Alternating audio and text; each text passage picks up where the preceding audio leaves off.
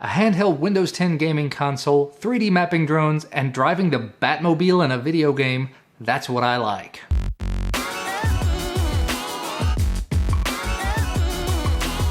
Hello and welcome back to another episode of That's What I Like, this weekly thing that I've been doing where I talk about things that I like. First up, let's talk about some tech stuff, and the first thing I wanted to mention, my friend TK made a video while he was at Mobile World Congress for XDA talking about the LG G5's friends, and one of them in particular, the audio module, and he showed off, and he's one of the only people that has done this. He showed off that you can use it with other devices. And that video got featured on Gizmodo. That is awesome. Congratulations, TK. Moving right along though, this week Google I/O registration opened and closed. It's actually going to be closed probably before this video goes up, so I'm just going to say closed. It was $900 or $300 depending on if you're a regular person or in education in some form or fashion. And it's a lottery style, so you can't just buy a ticket, you have to actually get chosen to buy a ticket. If you do happen to get chosen and you do pay your price, it's May 18th through the 20th.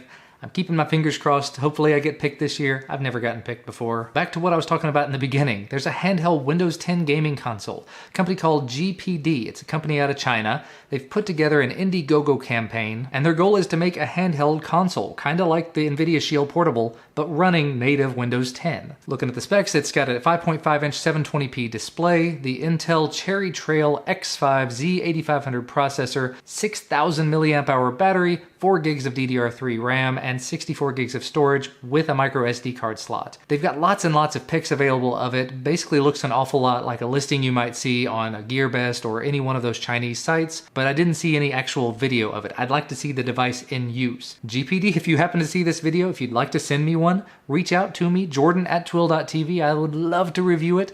I just don't know if I want to throw $300 at it. Moving on to a very interesting piece of news that I'm not 100% certain that I really want to mention. Moot, the founder of 4chan, has moved on. He retired from 4chan a while back, and as of this week, it's been announced that he is moving to Google to build online communities. You know, that thing he's already kind of done. And it looks like he's actually going to be working on Google Plus because it was announced by the head of Google Plus, Brad Horowitz. I'm not sure what that says about the future of Google Plus. I'm honestly a little bit disconcerted. Time will tell. Time will tell. Some interesting info came out of UC Irvine. They have figured out a way to copy 3D models just by recording the sounds that a 3D printer makes. Meaning if I had my 3D printer running right now and they had their phone sitting here recording, they could figure out exactly what it was that I was printing just from that. Very cool, very interesting, but also possible privacy concerns. Now realistically, what are you going to be printing 3D printing wise that's going to be hugely private? I don't know. I'm just the kind of person that doesn't really like somebody looking over my shoulder. Xerox has announced a new service for their copy machines that can translate the pages that you're copying. They give you the first 30 pages of translation free, and then it's $10 for 100 pages or $5,000 for 100,000 pages. It's an entirely automated process, but then there's also a manual translation service that no one is probably ever going to use because I think it's 10 cents per word to do the translations.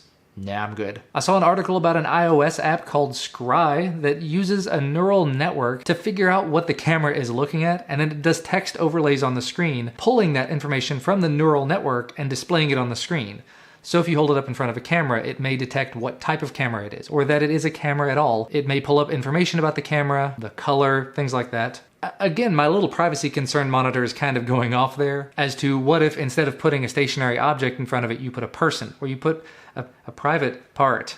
Because at that point, you're sending your data out to the cloud to be neurally analyzed, as it were, and then it's coming back. Note to self and others, you should not be putting your private parts in front of your camera at all, but in case you do, and you're using this app, be aware that this app is probably going to be submitting your data out to the cloud, so don't do anything that you wouldn't do in front of your mother. Moving on to drone news, though. 3D Robotics has partnered up with Autodesk and Sony to update their Solo drone to do 3D mapping. The article makes it sound all big and grandiose that they're going to 3D map the world. No, it's for 3D mapping locations. It's not exactly targeting consumers. They're eventually going to be using Sony's brand new, completely unannounced UMC R10C camera. They're going to be announcing that at NAB shortly. But they've gone ahead and created a bundle using the existing drone, paired up with the GoPro Hero 4 Black, an Xperia tablet, 4 batteries, and a 64 gig SD card for $3,250. That's $3,250 plus $500 a month that you have to pay in a 12-month increment. Ouch. So if you're wanting to do this, you're going to be potentially a government or a large corporation. You're not going to be doing this as a consumer, so just don't even worry about it. The Sony version I mentioned earlier with the Sony camera on it is coming sometime in June 2016. Now, as I mentioned in the opening, Batmobile, if you are a player of Rocket League, you may be aware they do DLC stuff all the time. I picked up the DeLorean when they made it available a few months back.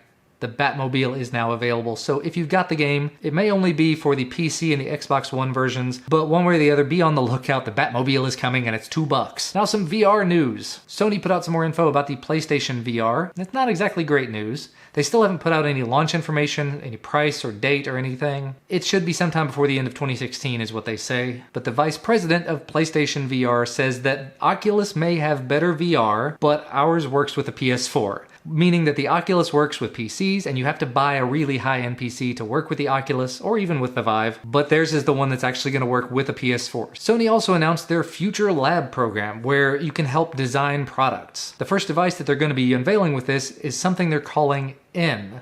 It's a hands-free wearable. It's a band that you wear around your neck. There's no information about it other than it looks like something you wear around your neck. They showed it in a really mysterious video. You can talk to it and interact with it, and it plays back music. There's going to be more info on it coming out next week, so be on the lookout if that sounds interesting to you. I like the idea of hands-free automated things.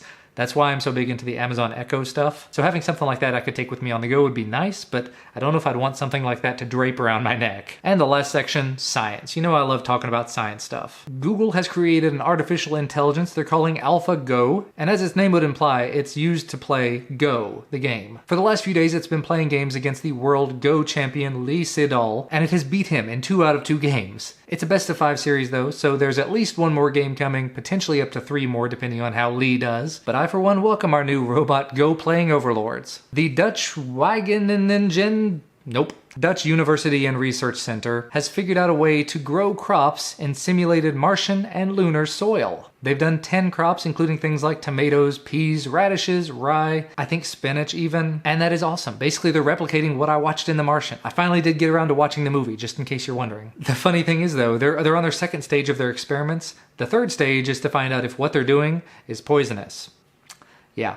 So it's progress. It's not necessarily useful progress, but it's progress. And now it's the time for them to ask for more money to do that 3rd phase. Volvo is pushing for an EV charging standard from the Charging Interface Initiative. The standard they want is called the Combined Charging System, which would allow for a maximum of 200 kilowatt charging, and that's right now, with a potential future max of 350 kilowatts. And just as a point of reference, the Tesla supercharger that can charge 60% of the Tesla's battery in about 10 minutes does 120 kilowatts. So that's awesome. And realistically makes an awful lot more sense than each one having their own plug. I've said it before and I'll say it again. When it comes to electric vehicles, infrastructure is going to be the key. Whoever builds out the infrastructure first and makes it adaptable and adoptable for everybody is going to be the winner. And the last story, a study was published in Nature Geoscience magazine with a new discovery as to why Mercury, the closest planet to the sun, has dark colors on it. Those dark colors that we see on Mercury are apparently due to graphite, large deposits of graphite. And from what they say, those exist because the surface of Mercury used to be all magma, and the carbon in that floated up to the top, and it hardened, creating a crust. The volcanoes erupted through that crust and then blanketed the entire surface. And over the last all of the years, meteors and everything have been hitting the surface of Mercury, disturbing it and bringing all of that carbon graphite to the surface. So there you go. That's explanation done. And you know what? That is the end of the article that I have. That's the end of the thing on my tablet sitting in front of me. So that's gonna wrap this video up for today. So as always, thank you guys so much for watching. Thank you for continuing to support this series. Leave a thumbs up below if you like this video, if you like this series.